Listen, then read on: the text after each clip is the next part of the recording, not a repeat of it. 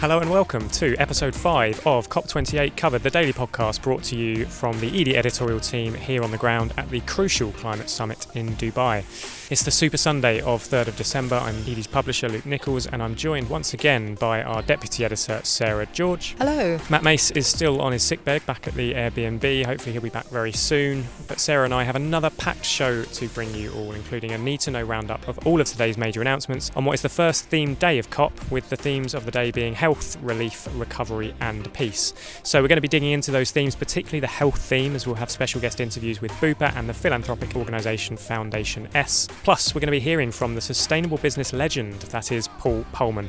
All of that and more coming up in today's episode of COP28 Covered.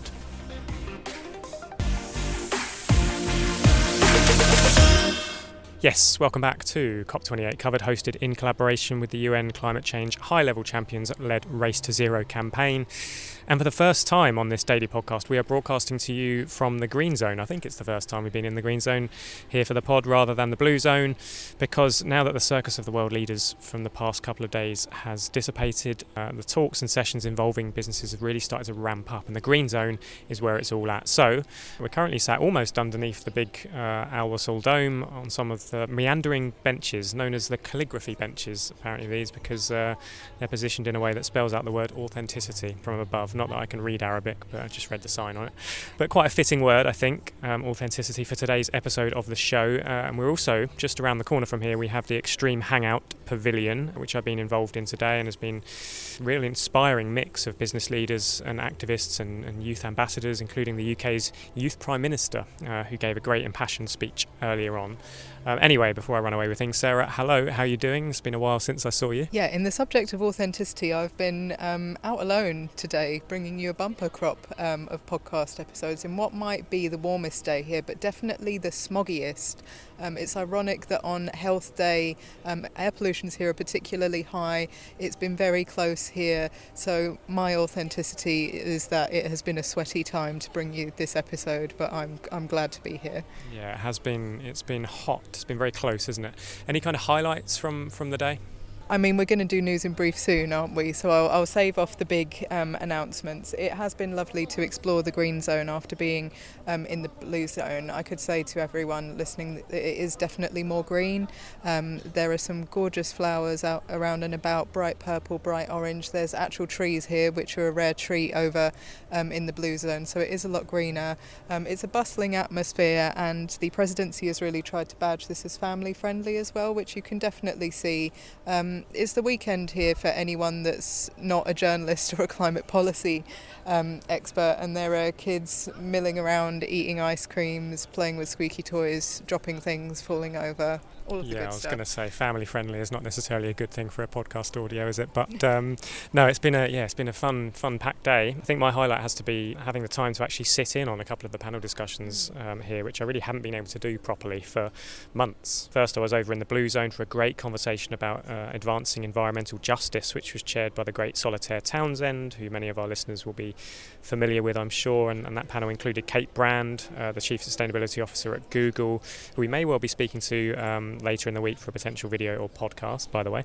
And also from the US, it included Michael Reagan, the administrator of the Environmental Protection Agency, and Dr. Beverly Wright, who is the executive director of the Deep South Centre for Environmental Justice. And I must say, I learnt so much in that one session just about the current state of play when it comes to mobilising funds into the Deep South, in particular to drive environmental justice and a just transition. And actually was quite impressed, dare I say it, of the work and investment that the US is putting into environmental justice and protection. The administration announced last month that $2 billion investment into environmental justice, which was pretty groundbreaking.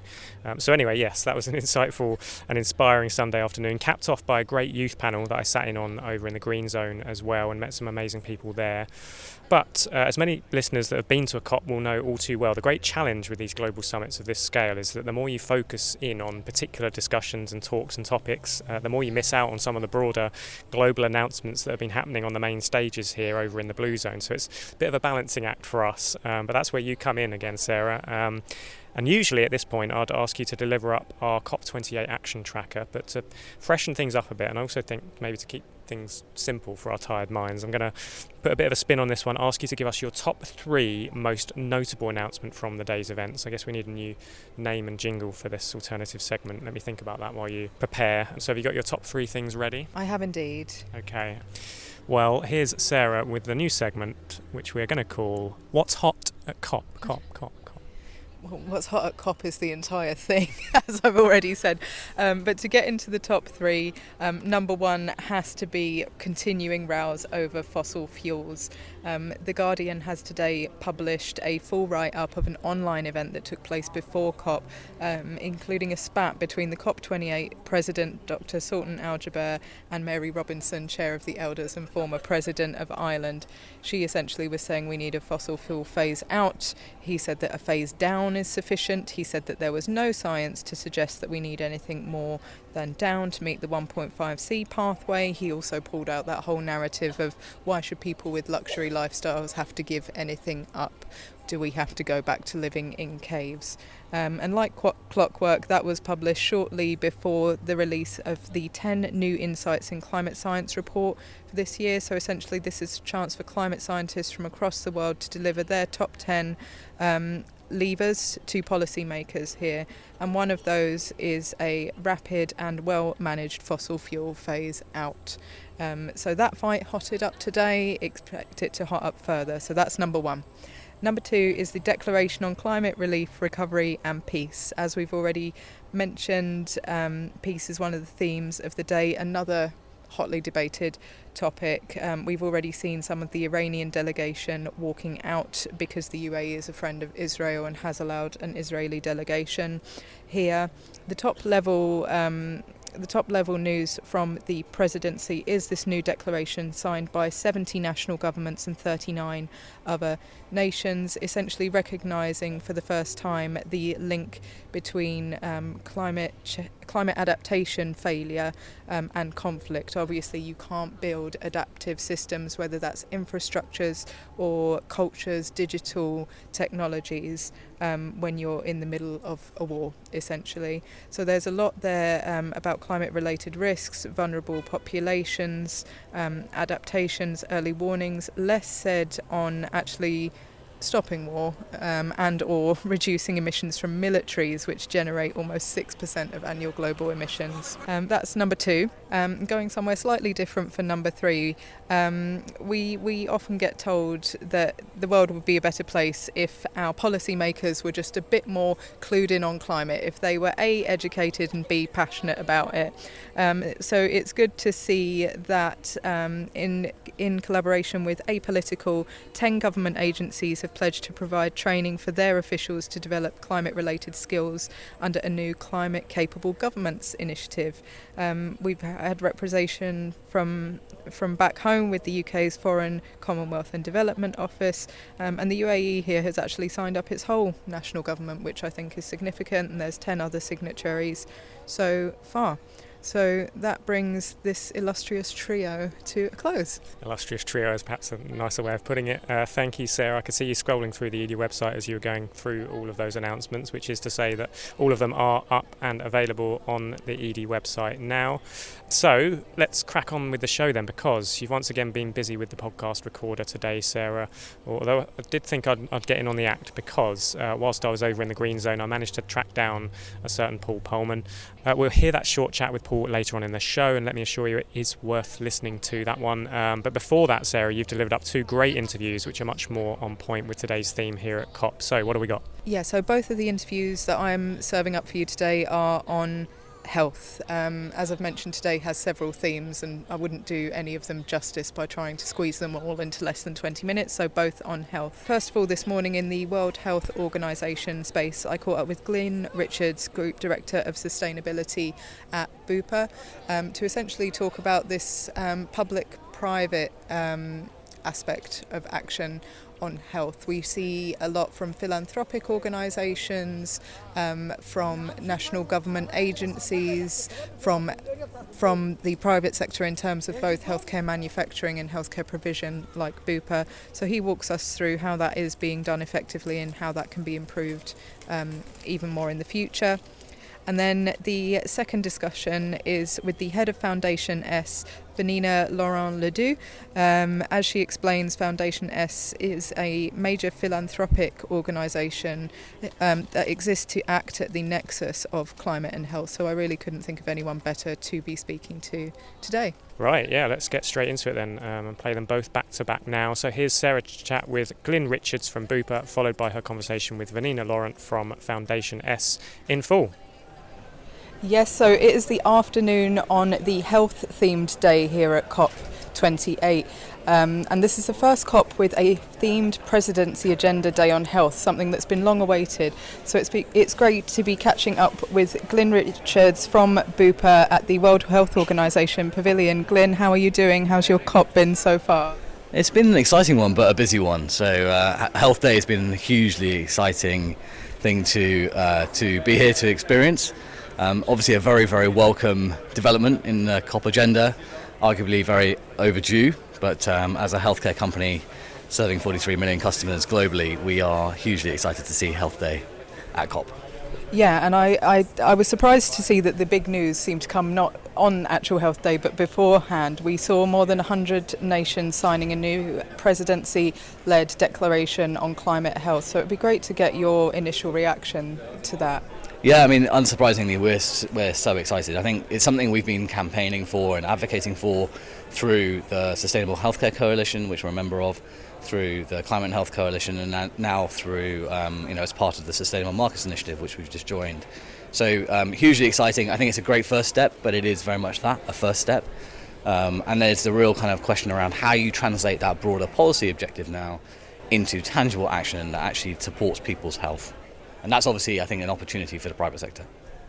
Of course, and you've mentioned advocacy there, so I wanted to get your key asks of COP28. What are you and your team aiming to achieve in attending this week? So, look, we've been looking after people's health for over 75 years as a healthcare company, and obviously we recognise that to continue to do that, you also need to look after the health of the planet. So having a health day at COP is hugely important. One of the objectives we have by being here at COP is really to advocate for continuing to have that. So we want to make sure that we have a health day at every COP going forwards, that the topic of climate and health and nature are really start to brought into kind of conjunction. We talk about those things together, recognising that they are intersectional, they are interdependent. But we also have a couple of very tangible things that we want to deliver at COP. So recognising that health is determined by a number of different factors, one of which is the urban environment. So the places we live and work are a big driver of our health. And so we've partnered with the Norman Foster Foundation, which we announced earlier this week. And we actually launched a white paper with Norman Foster Foundation, C40 and the Lancet Countdown on the sort of the drivers of health and the steps we can take in urban environments to better our health. And I think the other thing we wanted to do is work alongside our Climate and Health Coalition partners to announce a new toolkit that's just been released by the coalition. So today we presented that with Reckitt at the Global Seed Health event this afternoon. Well, it sounds like a busy time for you guys already, and something I wanted to touch on is the fact that the health conversation is intrinsically public and private. We've seen publicly announcements from governments, cities, regions. In the private sector, we've seen actually some pretty big stuff on healthcare manufacturing, decarbonisation, and some of the initiatives you've mentioned there. So I wanted to get your view on how the private and public parts of healthcare need to work together to address the health-related aspects of climate. Look, I think it's hugely critical. These amazing announcements that are coming out of this COP are very, very welcome, as I said at the beginning. What we do need to do is make them tangible and drive action. So the big part of that is making sure that we work across the public and private sector. And the coalitions, some of which I've mentioned already, that we're members of, are designed exactly to do that. So it's a really welcome it's really welcome to hear the announcements. I think what we really recognise is to drive action, we need to work across those sectors. And we need to work across our peers as well within the healthcare sector. So a big part of that is obviously the Sustainable Healthcare Coalition, the Sustainable Markets Initiative. And I think there's even more opportunity now, having shone the light on climate and health at COP, for that to be a big part of our sort of broader sustainability agenda across healthcare going forwards. And of course I see the need for healthcare specific collaborations, but is there also a need for something a bit more pan-industry? You mentioned the importance of the cities in which we live and work. Yeah, I think so. Looking across the sector is critically important, right? So looking just within the healthcare sector is not enough. It is vitally important we do that. So driving decarbonisation of healthcare facilities as we are doing with our own footprint, looking at the opportunities across our value chain, supply chain, also critically important. But also looking at what are the drivers of health? How do we think about preventative health? How do we think about the way that we deliver health? Whether that's digital, whether that's in an urban environment or in a rural environment, those are critically important. And that's where things like the Norman Foster Foundation step in, as a way of starting to think about how do we actually start to pivot the way that we think about the places we work and live, and the buildings in which we spend time, to design them in a better way that frankly serves our health. And a big part of that is resilience, a big part of that is mitigation. So both of those things are core to that conversation. Well, it sounds like you've got a lot of work ahead of you, all of it crucially important, all of it super exciting. Thank you so much for your time on this episode, Glyn. Thank you, it's been a pleasure. Yes, so welcome along to our next interview of this episode. It is the afternoon here at the Blue Zone and everyone and everything is starting to wilt in the heat. So I'm very happy to have found an air-conditioned cafe to speak with the head of Foundation S. Vanina, thank you so much for your time. Very happy to be here. Thank you so much for having me. It's indeed great to be in a cool place, but thinking about all those vulnerable communities that don't have the same luxury. I think I'm driven by the passion to fight for these here today. No, I know your mind must be heavily on adaptation and we'll dive into that in a moment, but for those listening who maybe haven't heard of Foundation S, it would be great to get a quick introduction. Sure.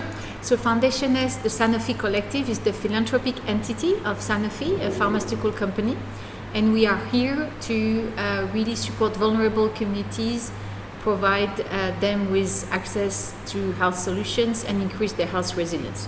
In other words, when it comes to climate and health, we are fully focused on funding adaptation, and welcome to it. Great, and it would be great to hear about what work has looked like at the moment, because we know that the need to adapt is not a future prospect, it is a reality, an urgent reality for many communities around the world. So what has the Foundation been working on recently? So Foundation S is committed to raise awareness of this issue of adaptation for two reasons. One, because out of the entire multilateral financing going to climate change, only 0.5% is going to adaptation, or rather 2% going to adaptation, and out of this only 0.5% going to health. So what we are seeing is that there is very little money flowing to those that are on the front lines of climate change and feeling their effects in the health. There are 7 million people every year that die of air pollution alone. That's more than during the entire pandemic. So what we do at Foundation S is we are contributing to raise awareness on the issue, but we are very much supporting and funding locally led solutions. So we are working on funding those adaptation solutions. Next, we think that it is critical to not only orchestrate action, but also innovate and innovate together. So we work with a lot of other philanthropists and funders in the space. And finally, we are working to fast-track flexible financing to go to those communities.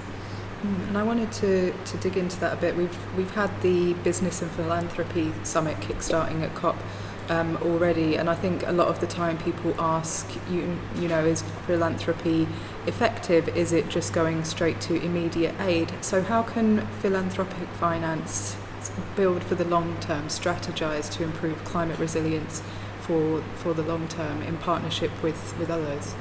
It's a great question, and for me, it's all in the power of these collaborations I alluded to. Philanthropy has a unique power, and that is the power of leveraging. We can provide seed funding to then have projects that have much more legs, much more strengths. Let me give you a precise example. We have been funding this project in Malawi. Malawi is one of the most climate-struck countries.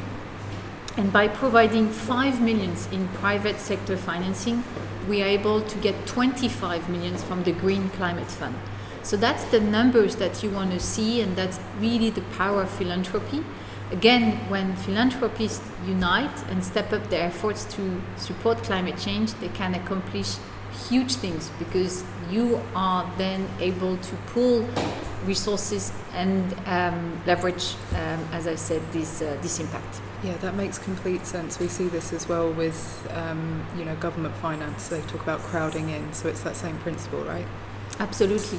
Got it. And I think I'd be remiss to meet with you and not talk about Health Day, which is coming up at COP. So we all know this is the first COP with a themed Health Day. So it'd be great to hear about your hopes and expectations for that. Well, I'm first of all very excited that there is a first Health Day. This intersection of climate and health is something that we are all feeling the impacts of. Those of us that live in Europe have seen that some doctors have been giving some climate diagnosis to people that have been struck by heat waves. Those that live in the south have been dying of climate truly for many years now. So it's only high time that there is a specific health day. What I'm hopeful for is that the health community and the climate community are now joining efforts, because it's not two different issues. It's the same. It's the same issue if you look at it from different angles. So what we absolutely need to come after COP with my biggest hope is that we can all unite, the climate and the health community, to address this impact, and not only fund mitigation efforts but also increase financing for adaptation. So for this, we believe that it's very important to move outside business as usual and transform financial systems to support communities most at risk. The think tank that Foundation S has been hosting with the Africa Europe Foundation has provided recommendations, and out of these recommendations we have seen that the first one is to fund the communities that are most at risk. So locally led financing can really transform the health of these communities and prevent them from suffering from more impact from climate. Foundation S has committed 42 million euros by 2030 to fund those projects. We're now very pleased to already be funding 26 initiatives in 17 countries, and will continue to do so. But it is also important to recognize that you need holistic answers, and for this it is critical to keep funding mitigation and decarbonization efforts, which is why the group Sanofi has been putting 450 million euros on the table to accelerate decarbonization and mitigation efforts. For us, the Health Day at COP signifies the importance that the climate change is a health crisis. It's the biggest health crisis we've ever been facing, and it is really critical that we step up our efforts together and unite to combat this biggest threat. Great. Well, obviously I wish you all the best with your work on that throughout COP. I know you must be busy, so I'll let you get going. Thank you so much for your time on the podcast. Thank you so much. There we go. Thank you very much to Glyn and Vanina. Fascinating to hear about this interconnection between climate and health, as I think it's otherwise not being talked about enough at a global event like this. And that brings us on to our third and final interview of the show, because, as mentioned, I was hanging out over at Extreme Hangout in the Green Zone, spotted Paul Polman, and through lack of audio equipment, I thought I'd better capture our chat on camera.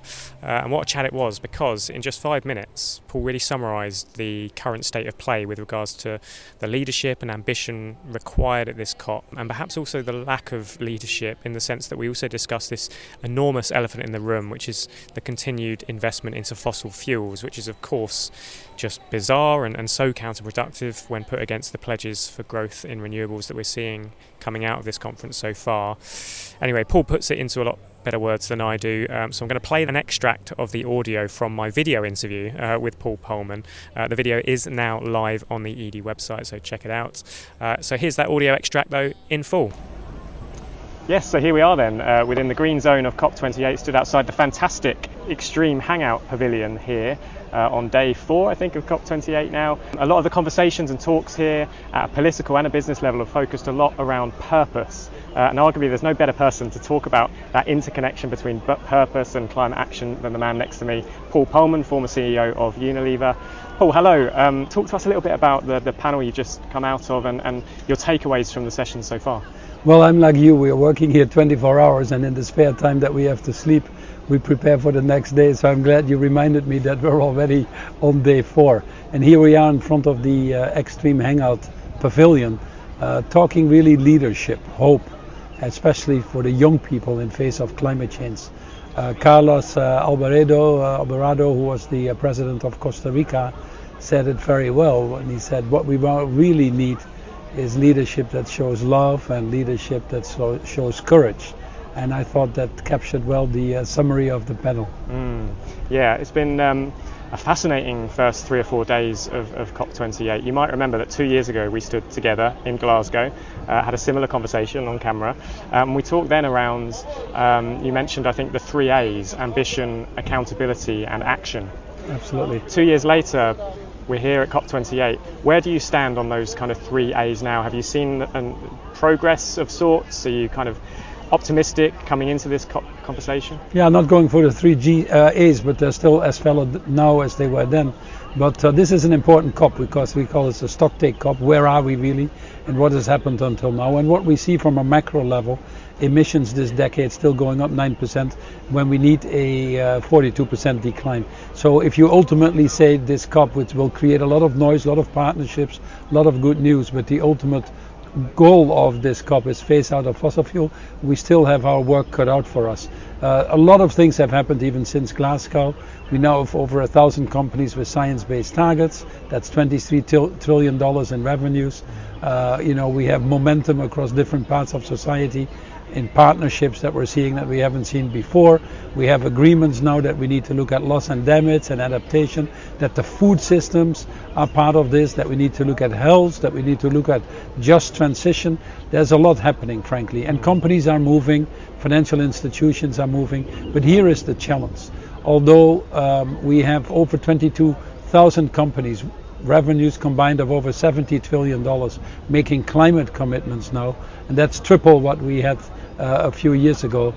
Collectively, if you really look at what is needed to stay at that 1.5 degrees for Paris, less than 5% of them really qualify. Very few companies have nature-based targets in their business models, and that's going to be very important for finding a solution to climate change. Less than 5% of banks have true plans to decarbonize their portfolios. And then if we talk on the biggest challenge of all of this is 97% of the oil and gas companies have decided to increase their exploration. Their spendings are up 30% versus previous years. They're working on doubling their capacity. Only 2% of their capital spend goes actually to greening the society. So I think we're all coming to the realization that there are some people that are trying to work very hard to save humanity and others very hard to enrich the short-term shareholder. But that conflict is coming out in the open a little bit more, and I think for that reason this will be a COP of realization. A COP of realization on the ambitions that need to be higher, a COP on realization that the people that are currently negotiating might not be the right leaders. When you have more people from the oil industry here than you have youth representatives, then I'd simply say Houston, we have a problem, and no tongue in cheek intended there. And so I think working ourselves now towards the COP30 in Brazil, which as you well know will be in Belém in the state of Pará, will be a very, very important COP to really see if we can still stay within some limits that are acceptable and hopefully limit human suffering. And my last question actually has to touch on that conflict, the elephant in the room, as it's been talked about in lots of different conversations around COP so far, which is this kind of paradox between growing renewable energy but also growing the fossil fuel industry, which is happening here, especially in the UAE. It's bizarre. It's all I can say. You cannot solve the climate crisis if you don't solve the real issue that is causing the climate crisis, without CO2 emission in the atmosphere coming from fossil fuel, coming from gas, coming from methane, coming from coal. There are some side agreements between groups of countries that are coming up to lower the methane emissions, to perhaps get out of coal, but these ought to be at the core of this agreement. This is not an agreement where we're looking for phase down. The whole reason we started the COP process is to do a phase out. And what you see here is, with the heavy representation of the oil industry, they're obviously moving into stories of carbon capture storage and other things, and I've made it very clear in many things I write about that delay, and this is a delay technique, is really the new denial. If you look at all of what is needed to truly capture carbon or sequestrate carbon from the air, the amount of energy that is needed there, the amount of capital spent, it just doesn't add up. It's an easy story, it captures the public, and it gives them a few more years to get away with extracting rent from an industry, frankly, that we now have many more alternatives for, and that's what we should focus on. Triple the amount of renewed energy that we put in the world, double the energy efficiency, be sure that financing flows also to the emerging markets, get nature-based solutions in, and keep people front and square in the middle of everything we do. This has to be, it's more than a just transition. It's about inclusive, sustainable, equitable societies now and for years to come, and look, that's always where I've been. Completely. Those are the crucial topics at this crucial COP28. We're outside the Extreme Hangout. It's extremely hot, so I'm going to let us get back into the shade now. Hopefully we'll have some more conversations on COP28 covered. There we go. Thanks to Paul, who gave us some excellent sound bites there and food for thought as ever. So the night is very much drawing in around us here, which brings us on to the final part of the show, which is, of course, our all-important COP28 listener quiz. Sarah's taking a photo of a cat just behind us. It's another stray cat that's just emerged. There we go, get another cat You're really mention. exposing me, Luke. I want to come across as professional, but you did say authenticity, so yes. Seems to be the only photos you've been asking me for over the last couple of days have been the photos of the cats I keep spotting. So first up, let's announce yesterday's winner of the quiz. If you can remember this far back, Sarah, as I mentioned in yesterday's episode, it is a rollover. So can you remind us of the question and reveal the answer? Yeah, the question was a special for UAE Union Day, 2nd of December. We asked how old is the UAE? The correct answer is that it is celebrating its 52nd birthday. So not that old, No. by country standards. And we have a rollover winner, although I haven't written it down. Let me just call it back up on my phone. And the winner is Ada Noor, who told us she actually is out here at COP right now. She's a specialist biomedical scientist from the UAE, in fact, listening into the pod. So well done to Ada. Hopefully the vouchers can be spent here, thinking about it. If not, we'll work something out. Anyway, still plenty more eco vouchers to give away. So Sarah, over to you for today's listener quiz question. Yeah, the question today is about the health theme that we've been touching on. Which sustainable development goal relates to health and well-being? There are 17 sustainable development goals, so I'm looking for a number between 1 and 17. So if you don't know, just hazard a guess. So email your answers in to podcast@fav, that's FAV, -house.com, and we'll reveal the answer tomorrow. So hopefully Matt will be well enough to join us here tomorrow, because in keeping with the alliterative days, it's looking like we're in for a manic Monday, Sarah and I here at COP28. Sarah, what have we got coming up? What's the theme? Yeah, once again the presidency has chosen not one but a multitude of themes for tomorrow. Tomorrow is dedicated to finance and trade, also to gender equality and also to accountability. So lots to get through, but if the day goes to plan, we will be honing in on the finance aspect with our special guest speakers. Great stuff. So lots to look forward to, as you say. That's it from us today. We'll be back for that next episode tomorrow, 4th of December. Enjoy the rest of your weekend, everyone, and until next time, it's a goodbye from Sarah. Goodbye. And goodbye from me. Goodbye.